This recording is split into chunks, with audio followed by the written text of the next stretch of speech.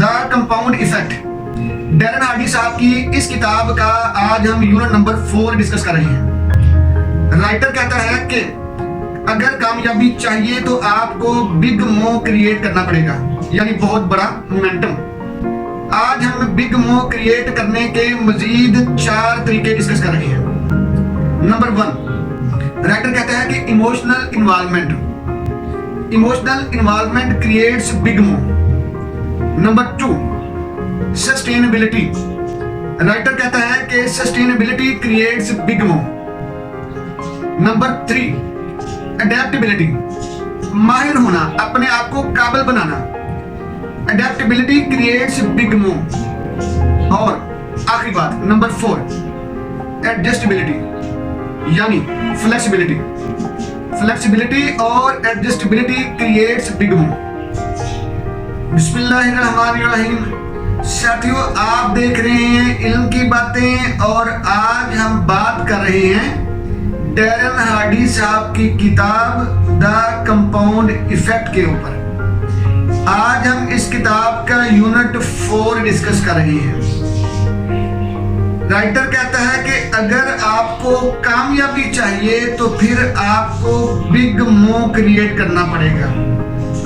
आज हम इस बिग मो को क्रिएट करने के मजीद 4 तरीके बयान कर रहे हैं। इससे पहले हमने आपके सामने 5 तरीके बयान कर दिए हुए हैं, यानी बिग मोमेंटम क्रिएट करने के डैरेन हार्डी साहब ने कोई 9 तरीके लिखे हैं।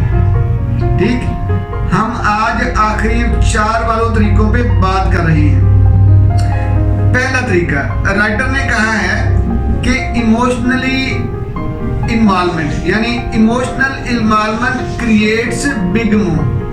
कहते हैं कि अगर आप कोई काम करना चाह रहे हैं लेकिन आप इमोशनली उस काम में इन्वॉल्व नहीं हैं, आप इमोशनली उस काम के लिए टची नहीं है, सेंसिटिव नहीं है, आप इमोशनली मूव नहीं रहते हैं उस काम को करने के लिए, आपकी इमोशनल इन्वॉल्वमेंट नहीं है, आप इमोशनली ओवरवेल्म्ड नहीं रहते, तो कहते हैं कि वो काम आपके लिए मुश्किल हो जाएगा। अगर इमोशनल इन्वॉल्वमेंट नहीं होगी तो बिग मो क्रिएट नहीं होगा, यानी तहरीक नहीं आएगी। तो इसलिए अपने आप को अपने जॉब, अपने काम में इमोशनली इन्वॉल्व रखें, क्योंकि इमोशनल इन्वॉल्वमेंट जो होती है वो बिग मो क्रिएट करती है।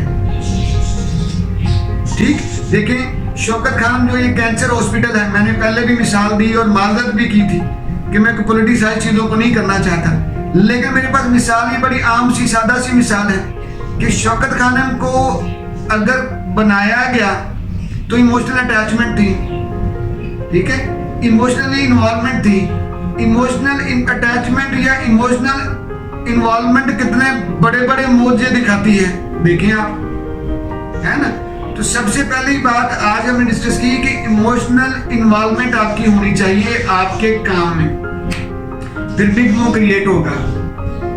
ठीक, आज की दूसरी बात, राइटर कहता है कि सस्टेनेबिलिटी क्रिएट्स बिग मो।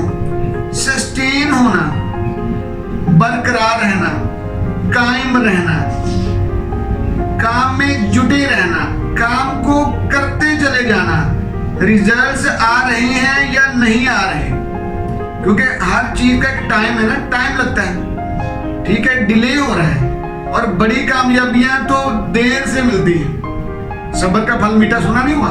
तो कहते हैं कि रिजल्ट्स आपको नहीं मिल रहे, खातिर खा काम में जुटे रहना है, काम को नहीं छोड़ना, काम में लगे रहना, सस्टेन रखना अपने आप को डी ट्रैक नहीं होने देना, अपने आप को डीमोरलाइज नहीं करना, अपने आप को इमोशनली और अपने आप को साइकोलॉजिकली वीक नहीं करना, अपनी मोटिवेशन को लो नहीं होने देना, काम में जुटे रहना है। जो बंदा इमोशनली इन्वॉल्व होगा उसकी मोटिवेशन कंपैरेटिवली कम जो है वो लूज होगी।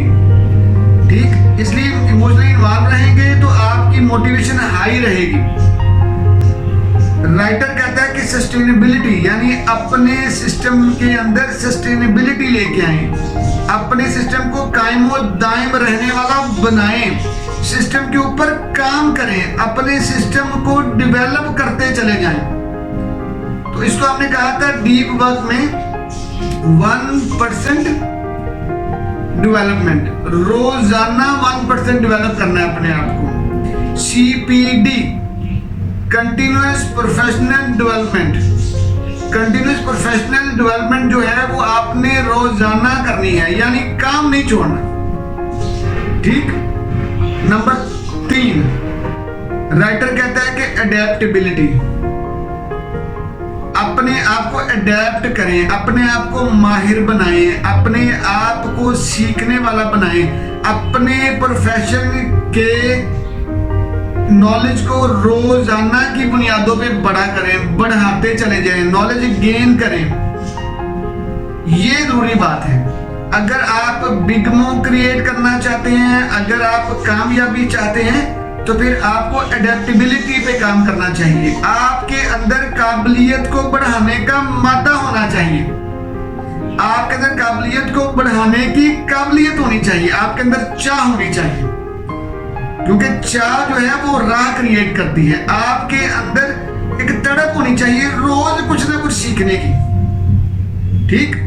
और नंबर 4 आज का लास्ट पॉइंट, नंबर 4 राइटर कहता है कि अगर आपने बिग मूव क्रिएट करना है, अगर आपने अपने आप को बड़ी कामयाबी की तरफ लेके जाना है, बड़े गोल की तरफ लेके जाना है, तो राइटर कहता है कि एडजस्टेबिलिटी पे काम करें, अपने आप को एडजस्ट करना सिखाएं। इसको मैं कहता हूं फ्लेक्सिबिलिटी, यानी फ्लेक्सिबिलिटी के ऊपर काम करें। आपको फ्लेक्सिबिलिटी वाला होना चाहिए, यानी आप एक बहुत ज्यादा सॉलिड, बहुत ज्यादा रिजिड नहीं हो सकते।